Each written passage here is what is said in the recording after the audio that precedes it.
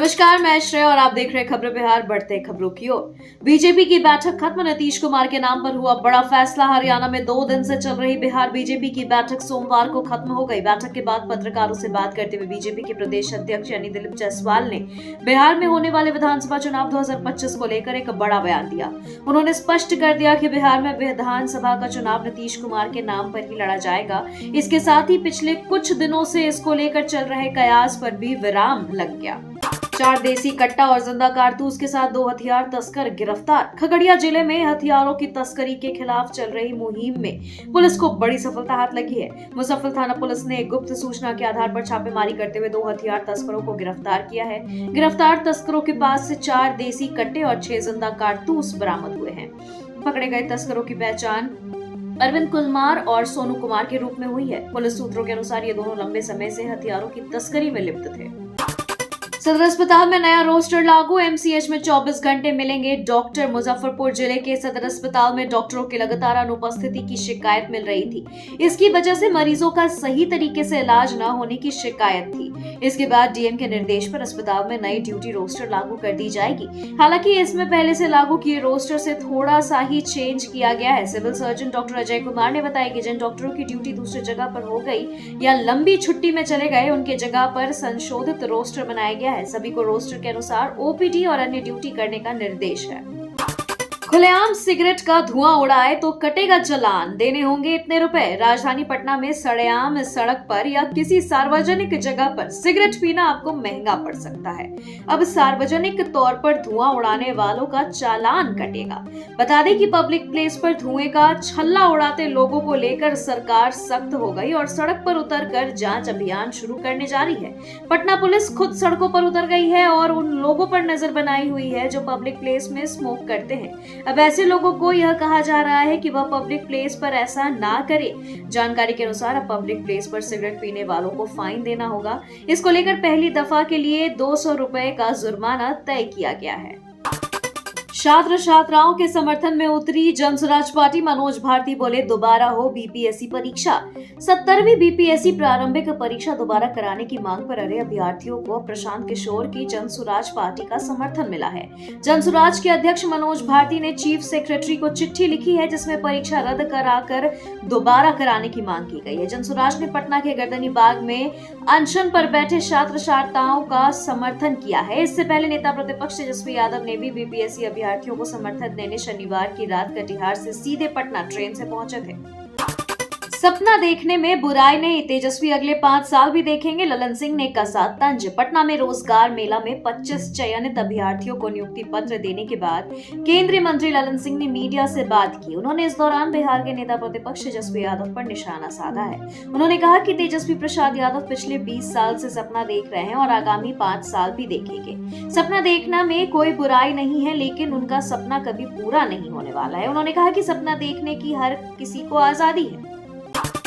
नीतीश सरकार बीजेपी के हाथों की कठपुतली। सीएम और पीएम मोदी पर कांग्रेस के अखिलेश सिंह का हमला। बिहार की सरकार की क्या स्थिति है यह किसी से छिपी नहीं है। बीजेपी नीतीश सरकार को अपने कठपुतली बनाना चाहती है। आपकी हर समस्या का निदान इंडिया गठबंधन की सरकार करेगी। बीपीएससी का पेपर लीक हो जाता है, युवा बेरोजगार है, पर इस पर किसी भी सरकार की ध्यान नहीं है। अगर बिहार में इंडिया गठबंधन की सरकार बनती है तो युवाओं को रोजगार मिलेगा, साथ ही साथ सुबह की बंद चीनी मिलें भी चालू होगी। उक्त बातें बिहार के प्रदेश अध्यक्ष डॉक्टर अखिलेश प्रसाद सिंह ने कही है। वे वाल्मीकि नगर विधानसभा क्षेत्र के दौरान दोनाहा में कार्यकर्ता सम्मेलन सह आम सभा को संबोधित करते हुए कह रहे थे। उन्होंने मोदी सरकार पर निशाना साधते हुए कांग्रेस अध्यक्ष ने कहा कि 2022 में किसानों की आमदनी बढ़ाने की बात कही गई थी, पर अब क्या हुआ। बिहार के 3.5 लाख गुरुजी को नए साल का इंतजार, नीतीश सरकार देगी यह सौगात। बिहार के विभिन्न स्कूलों में 18 सालों से सेवा दे रहे नियोजित शिक्षकों की बड़ी मांग नए साल में पूरी हो जाएगी। करीब 3.5 लाख नियोजित शिक्षक 2025 में सरकारी कर्मिक घोषित होंगे। पहले चरण में ही करीब 1,80,000 को यह दर्जा मिलने की उम्मीद है, जो 1 से 7 जनवरी 2025 तक विशिष्ट शिक्षक के रूप में अपने पदस्थापन वाले स्कूलों में ही योगदान देंगे। इसके साथ ही उन्हें सरकारी शिक्षक की सुविधाएं मिलने लगेगी। बाद के चरणों में अन्य नियोजित शिक्षकों को यह दर्जा प्राप्त होगी। बिहार के 100 सरकारी स्कूलों में एक भी बच्चे का नाम दर्ज नहीं, शिक्षा विभाग ने दिए जांच के आदेश। बिहार के 100 सरकारी स्कूलों में एक भी बच्चा नहीं है। मुजफ्फरपुर जिले के इन स्कूलों से सत्र 2024 से 25 के लिए जब एक भी बच्चे का नाम विभागीय पोर्टल पर अपलोड नहीं हुआ तो जांच शुरू हुई है। जांच के घेरे में आए इन स्कूलों को लेकर अधिकारियों से भी जवाब मांगा गया है। जिले के सकरा और मुशहरी प्रखंडों में ऐसे स्कूल सबसे ज्यादा है। जिले के इन स्कूलों में 2023 से 24 में 100 से 200 बच्चे का नामांकन का आंकड़ा दिया गया था। वहीं 2024 से 25 के लिए जब प्रमोशन रिकॉर्ड मांगा गया तो इन स्कूलों से एक भी बच्चे का नाम नहीं आया। अब यह स्कूल की लापरवाही है या इन स्कूलों में बच्चे थे ही नहीं, इसकी जांच कराई जा रही है। बिहार में दिव्यांगजनों और बुजुर्गों के लिए चलेंगी 22 से अधिक ई बसें। सरकार बिहार में दिव्यांगजनों एवं बुजुर्गों के लिए मार्च 2025 से पहले 22 से अधिक इलेक्ट्रिक बसों का परिचालन करेगी। इस योजना को परिवहन विभाग और समाज कल्याण विभाग की मदद से पूरा किया जाएगा ताकि बिहार में दिव्यांगजनों और बुजुर्गों को आवागमन में परेशानियों का सामना नहीं करना पड़े। इस बस सेवा में दोनों श्रेणी के व्यक्तियों के लिए सभी सुविधाएं रहेंगी। नए साल में नक्सलियों का सफाया। बिहार झारखंड सीमा पर बनेगी 5 फॉरवर्ड ऑपरेटिंग बसें। बिहार में नए साल पर नक्सलियों का सफाया हो जाएगा। इस बात की जानकारी स्पेशल टास्क फोर्स के एडीजे अमृत राज ने दी है। पटना में एडीजी ने बताया कि बिहार में पिछले 5 वर्ष के दौरान नक्सली हिंसा में 72% की कमी आई है। बिहार झारखंड सीमा पर नक्सलियों के मांद में 5 फॉरवर्ड ऑपरेटिंग बेस की स्थापना की जाएगी। हरियाणा में हुई बिहार बीजेपी की बैठक। चुनाव में सीएम नीतीश के कामों को बुनाएगी पार्टी। बिहार चुनाव की तैयारी को लेकर पिछले दिनों हरियाणा के सूरजकुंड में बिहार भाजपा की कोर कमेटी की बैठक हुई। इस बैठक में बिहार के दोनों डिप्टी सीएम के साथ ही बिहार बीजेपी के अध्यक्ष दिलीप जायसवाल भी शामिल हुए। सूत्रों के मुताबिक पार्टी चुनाव के दौरान मुख्यमंत्री नीतीश कुमार के काम को ही मुख्य हथियार बनाकर मैदान में उतरेगी। भाजपा के एक नेता ने बताया कि एनडीए में शामिल दल साझा कार्यक्रम चलाकर केंद्र और प्रदेश सरकार के कार्यों को गांव-गांव तक और घर-घर तक पहुंचाने की योजना बना रहे हैं। साहिबगंज अरिराज बेतिया एनएच को हरी झंडी का इंतजार। 5800 करोड़ रुपए होंगे खर्च। पटना बेतिया एनएच 139W यानी 4 लेन ग्रीनफील्ड सड़क का निर्माण करीब 167 किलोमीटर लंबा होना है। इसमें से साहिबगंज अरिराज बेतिया करीब 64.6 किलोमीटर लंबाई में निर्माण के लिए केंद्रीय सड़क परिवहन एवं राजमार्ग मंत्रालय से मंजूरी का इंतजार है। भारतमाला परियोजना के तहत इसकी डीपीआर बन चुकी है और जमीन अधिग्रहण लगभग हो चुका है। वहीं सड़क के निर्माण एजेंसी के चयन के लिए निविदा की प्रक्रिया चल रही है, लेकिन निविदा पर अंतिम निर्णय से पहले केंद्र सरकार की मंजूरी का इंतजार है। बिहार असेंबली इलेक्शन 2025 में नीतीश कुमार ही होंगे एनडीए का चेहरा। प्रशांत किशोर कर रहे मांग। जन स्वराज प्रमुख प्रशांत किशोर सोमवार को एनडीए पर तंज कसते हुए कहा कि नीतीश कुमार को बिहार विधानसभा चुनाव 2025 में अगर सीएम का चेहरा बनते हैं तो यह एक हमारी पार्टी के लिए शुभ संकेत होंगे। प्रशांत किशोर ने आगे कहा कि जेडीयू एनडीए के साथ लड़े या महागठबंधन के साथ अगले चुनाव में उन्हें 20 सीटें भी नहीं मिलेंगी। नीतीश कुमार 23 दिसंबर से प्रगति यात्रा पर निकल रहे हैं। प्रशांत किशोर ने उनकी यात्रा से ठीक पहले यह तंज कसा है। जन स्वराज प्रमुख प्रशांत किशोर ने कहा कि मैं यह सब इसलिए कह रहा हूं क्योंकि मैं गांव-गांव घूम रहा हूं, लोगों से मिल रहा हूं, उनकी बातें सुन रहा हूं। इसके बाद यह दावा कर रहा हूं कि जेडीयू को 2025 के विधानसभा चुनाव में 20 से ज्यादा सीटें नहीं मिलेंगी। बिहार में तेल कोयले की कीमतों के आधार पर बिजली दर बढ़ा सकेंगी डिस्ट्रीब्यूशन कंपनियां। बिहार में तेल और कोयला का दम घटने और बढ़ने पर बिहार की बिजली डिस्ट्रीब्यूशन कंपनियां खुद से बिजली दर को घटा बढ़ा सकती हैं। बिहार विद्युत विनियामक आयोग ने 16 दिसंबर को यह अधिकार साउथ बिहार और north Bihar power distribution company को दे दिया है।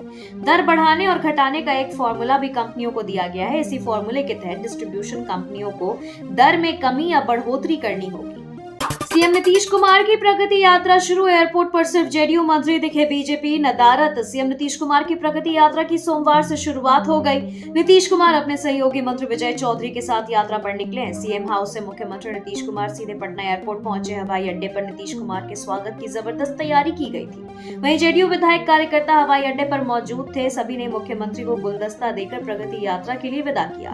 बता दें कि प्रगति यात्रा की तस्वीर से जेडीयू भाजपा के रिश्तों में आई करवाहट आहट साफ दिख रही है। पटना एयरपोर्ट पर मुख्यमंत्री नीतीश कुमार के साथ सिर्फ और सिर्फ जेडीयू कोटे वाले मंत्री ही दिखे। विजय चौधरी तो साथ गए ही हैं। एयरपोर्ट पर मंत्री श्रवण कुमार, रत्नेश सदा, मदन सहनी, जयंत राज दिख रहे थे। नीतीश कैबिनेट में भाजपा कोटे के एक भी मंत्री एयरपोर्ट पर शामिल नहीं हुए। राउज एवेन्यू कोर्ट में अब 16 जनवरी को सुनवाई। दिल्ली के राउज एवेन्यू कोर्ट में लैंड फॉर जॉब मामले में 23 दिसंबर को होने वाली सुनवाई टाल दी गई है। मिली जानकारी के अनुसार एक आरोपी पर केस चलाने की अनुमति नहीं मिलने से ये सुनवाई टली है। अब इस मामले में सुनवाई 16 जनवरी को होगी। इससे पहले 30 नवंबर को सुनवाई टाली गई थी तो 23 दिसंबर की तिथि निर्धारित की गई थी। बता दें कि इस मामले में लालू परिवार के 5 सदस्य आरोपी हैं, जिसमें लालू प्रसाद यादव, राबड़ी देवी, तेजस्वी यादव, मिसा भारती और हेमा यादव शामिल हैं। सीएम नीतीश की प्रगति यात्रा का दूसरा चरण इस दिन से होगा शुरू। मुख्यमंत्री नीतीश कुमार की प्रगति यात्रा का आगाज हो गया। मुख्यमंत्री ने पश्चिमी चंपारण के वाल्मीकि नगर से अपनी यात्रा की शुरुआत कर दी है।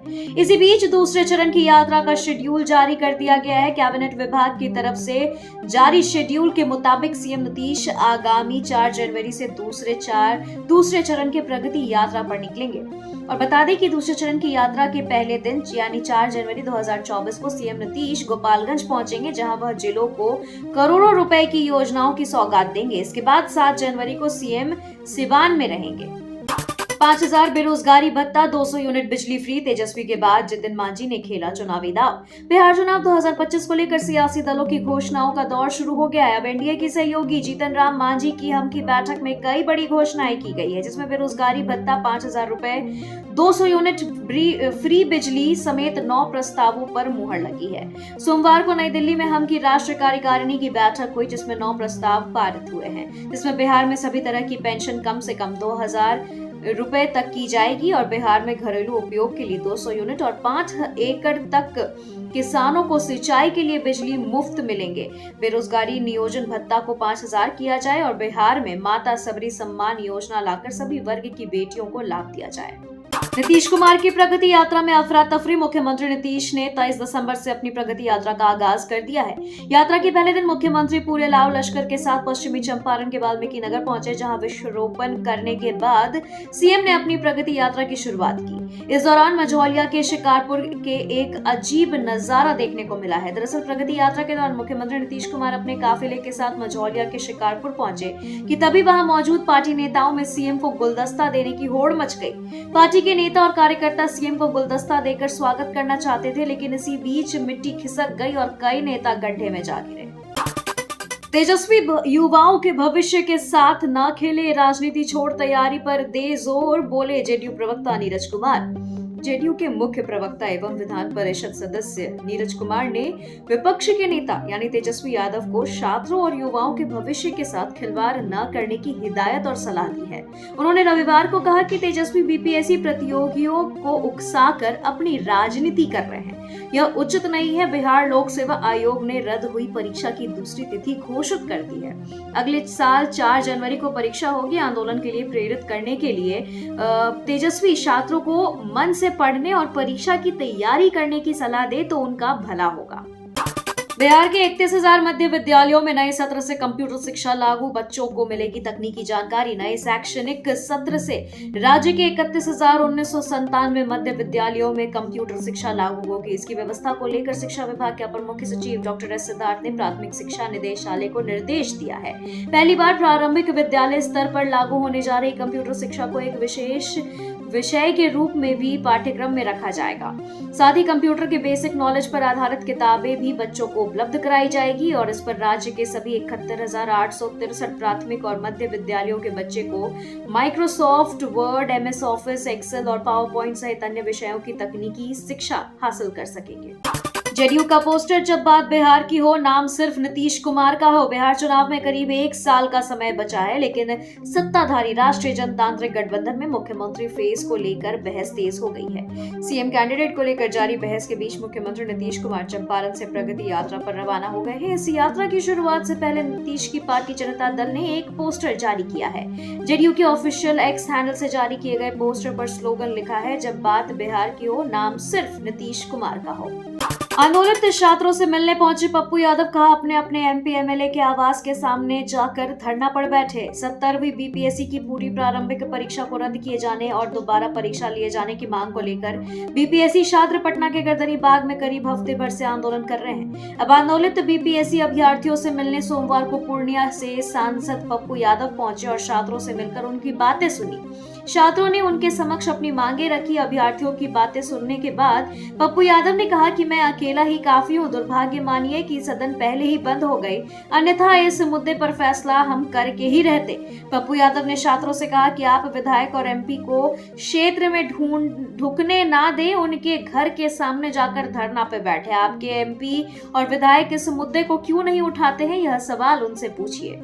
धनबाद में भाजपा का सदस्यता अभियान शुरू। बोले सांसद, जनता को पार्टी से सीधे जोड़ता है संगठन पर्व। सांसद ढुल्लू महतो ने कहा कि भाजपा सदस्यता अभियान को संगठन पर्व के रूप में मानती है। यह पर्व पार्टी को जनता से सीधे जोड़ती है। सांसद ने यह बातें रविवार को जगजीवन नगर स्थित धनबाद सांसद कार्यालय में भाजपा के सदस्यता अभियान का प्रारंभ करते हुए कही है। समारोह की अध्यक्षता धनबाद सदर के अध्यक्ष राजाराम दत्ता ने की। इस अवसर पर शक्ति केंद्र 24A के संयोजक उमेश सिंह, सह संयोजक मनोहर पांडे और सचिन सिंह विशेष रूप से उपस्थित थे।